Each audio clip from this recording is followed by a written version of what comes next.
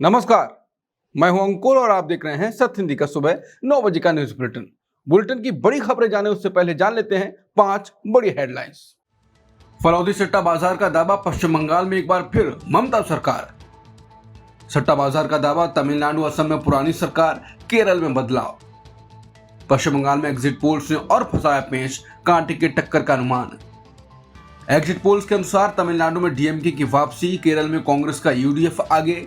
Iran जंग पर अमेरिकी संसद में रक्षा मंत्री से तीखे सवाल और फंसे ट्रंप। एग्जिट पोल्स के उलट फलौदी सट्टा बाजार, बंगाल में ममता बनर्जी की सरकार दिखा रहा है। सट्टा बाजार के ताजा अनुमानों ने एग्जिट पोल के आंकड़ों को पूरी तरह पलट दिया है। फलौदी के जानकारों की माने तो बंगाल में एक बार फिर ममता बनर्जी का जादू चल सकता है। यहां टीएमसी को 158 से 161 सीटें मिलने का अनुमान जताया गया है। दूसरी तरफ बीजेपी को यहां 127 से 130 सीटों पर ही संतोष करना पड़ सकता है। कांग्रेस और लेफ्ट गठबंधन के लिए इस बाजार से कोई अच्छी खबर नहीं है। हालांकि सट्टा बाजार के अनुमान अनौपचारिक हैं और साइंटिफिक सैंपल के बजाय सट्टेबाजी के रुझानों पर आधारित होते हैं। सट्टा बाजार के मुताबिक तमिलनाडु और असम में पुरानी सरकारें, जबकि केरल में बदलाव के संकेत हैं। सट्टा बाजार मान रहा है कि डीएमके को 144 सीटें मिल सकती हैं, यानी तमिलनाडु में बरसों पुरानी सत्ता बदलने की परंपरा इस बार टूट सकती है। उधर केरल में कहानी बिल्कुल उलट नजर आ रही है। यहाँ सट्टा बाजार मुख्यमंत्री विजयन की विदाई और यूडीएफ की वापसी दिखा रहा है। केरल में यूडीएफ को 77 सीटों के साथ बहुमत मिलने का अनुमान जताया गया है। वहीं पूर्वोत्तर के राज्य असम में मुख्यमंत्री हिमंता बिस्वा शर्मा का दबदबा बरकरार है। सट्टा बाजार के मुताबिक असम में एनडीए करीब 99 सीटें जीतकर सबको चौंका सकता है। पुडुचेरी की बात करें तो वहां भी मुख्यमंत्री रंगास्वामी की पकड़ मजबूत बनी हुई है। पश्चिम बंगाल के एग्जिट पोल ने इस बार की तस्वीर को पूरी तरह उलझा दिया है। अलग अलग एजेंसियों के आंकड़े अलग अलग कहानी बता रहे हैं, जिससे मुकाबला और रोमांचक और उलझा हो गया है। पीमार्क के मुताबिक बीजेपी 150 से 175 सीटें जीतकर बड़ी बढ़त बना सकती है, जबकि टीएमसी 118 से 138 सीटों पर रह सकती है। वहीं मैट्राइज पोल्स भी बीजेपी को 146 से 161 सीटों के साथ आगे दिखा रहा है, जबकि टीएमसी को 125 से 140 सीटें मिलती नजर आ रही। लेकिन पीपल्स पल्स का सर्वे पूरी तरह उलट तस्वीर पेश करता है, जहां टीएमसी को 177 से 87 सीटों के साथ साफ बहुमत मिलता दिखाई दे रहा है और बीजेपी 95 से 110 सीटों तक सिमटती नजर आ रही है। हालांकि टीएमसी के सभी नेता एग्जिट पोल्स का गलत होने का इतिहास याद दिला रहे हैं। कोई 2024 का लोकसभा चुनाव तो कोई 2021 का विधानसभा चुनाव याद दिलाकर एग्जिट पोल्स को गलत बता रहे हैं। तमिलनाडु में एग्जिट पोल के आंकड़े ज्यादातर एक ही दिशा में दिखाई दे रहे हैं। डीएमके गठबंधन की सत्ता में वापसी लगभग तय मानी जा रही है। अलग अलग एजेंसियों के सर्वे में डीएमके को साफ बढ़त मिलती दिखाई दे रही है।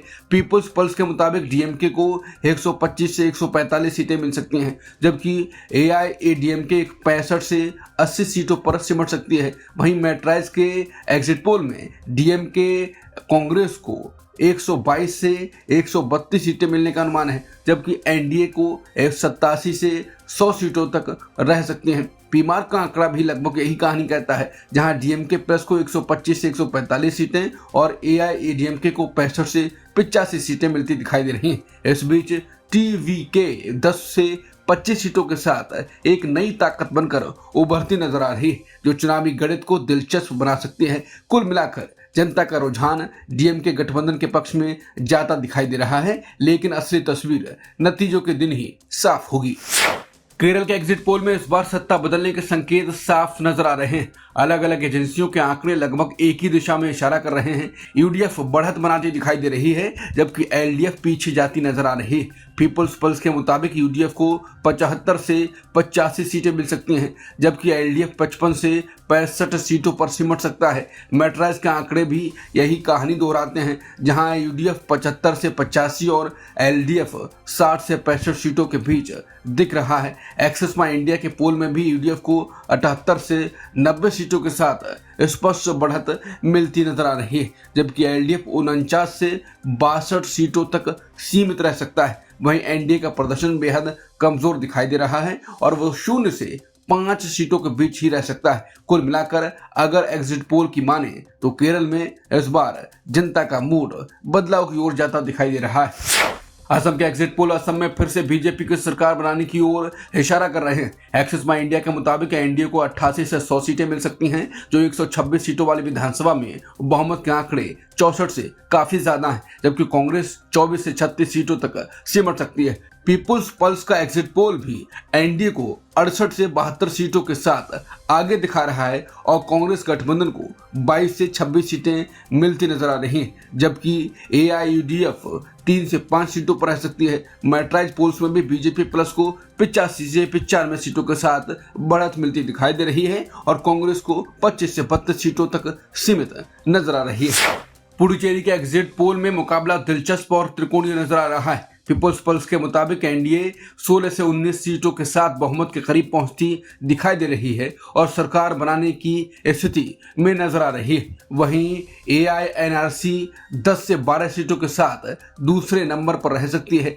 अदर्स को 1 से 2 सीटें मिलने का अनुमान है, जो जरूरत पड़ने पर समर्थन का समीकरण तय कर सकती है। 30 सीटों वाली इस विधानसभा में बहुमत का आंकड़ा 16 है और एनडीए उसी के आसपास या उससे ऊपर जाता दिखाई दे रहा है। पश्चिम बंगाल में इस बार रिकॉर्ड तोड़ करीब 93% ऐतिहासिक वोटिंग हुई है। हालांकि छिटपुट हिंसा और तनाव की खबरें भी सामने आती रही।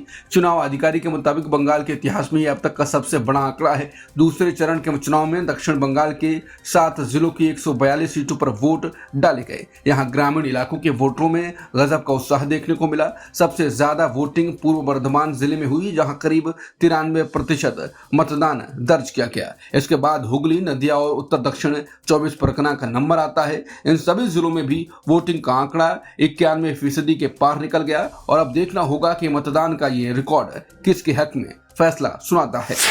अमेरिका और ईरान के बीच छिड़ी जंग और भारी खर्च को लेकर ट्रंप के रक्षा मंत्री की संसद में तीखी घेराबंदी हुई। बुधवार को रक्षा मंत्री पीट हेगसेथ पहली बार संसद में सवालों के घेरे में आए। विपक्षी डेमोक्रेटिक सांसदों ने बिना मंजूरी के शुरू ही इस जंग पर तीखे सवाल पूछे। इस दौरान $1.5 ट्रिलियन के भारी भरकम रक्षा बजट पर भी लंबी बहस हुई। हेगसेथ का कहना है कि दुश्मनों से निपटने के लिए और ज्यादा घातक हथियारों की जरूरत है, लेकिन विपक्ष ने स्कूल पर बमबारी और बच्चों की मौत का मुद्दा उठाकर उन्हें घेरा। इस जंग में अब तक करीब $25 अरब यानी अरबों रुपए पानी की तरह बह चुके हैं। ईरान ने भी तेल की सप्लाई वाला रास्ता बंद कर दिया है, जिससे दुनिया भर में पेट्रोल डीजल महंगा हो रहा है।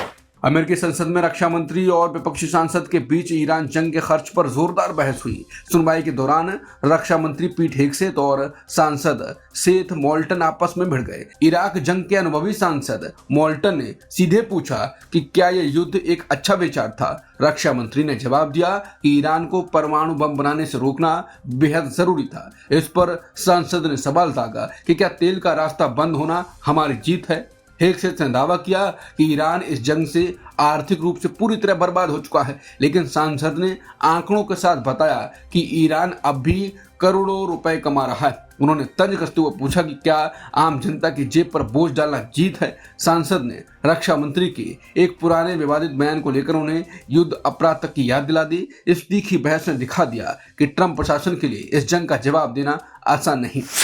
पश्चिम एशिया में जारी तनाव के कारण अंतर्राष्ट्रीय बाजार में कच्चे तेल की कीमतें आसमान छू रही हैं। अब कच्चे तेल यानी ब्रेंट क्रूड के दाम $119 के पार निकल गए हैं। पिछले 4 साल में ये तेल की कीमतों का सबसे ऊंचा स्तर है। इस उछाल की बड़ी वजह राष्ट्रपति ट्रंप का एक नया बयान माना जा रहा है। ट्रंप ने साफ कर दिया कि ईरान के बंदरगाहों पर अमेरिकी पाबंदी और कड़ी की जाएगी। इस खबर के आते ही बाजार में हड़कंप मच गया और कीमतें रिकॉर्ड स्तर पर पहुंच गई। इसने ईरान युद्ध के शुरुआती हफ्तों में बने पुराने रिकॉर्ड को भी पीछे छोड़ दिया। सुबह 9 बजे के बुलेटिन में इतना ही। बाकी खबरों के लिए आप बने रहिए सत्य हिंदी के साथ। नमस्कार।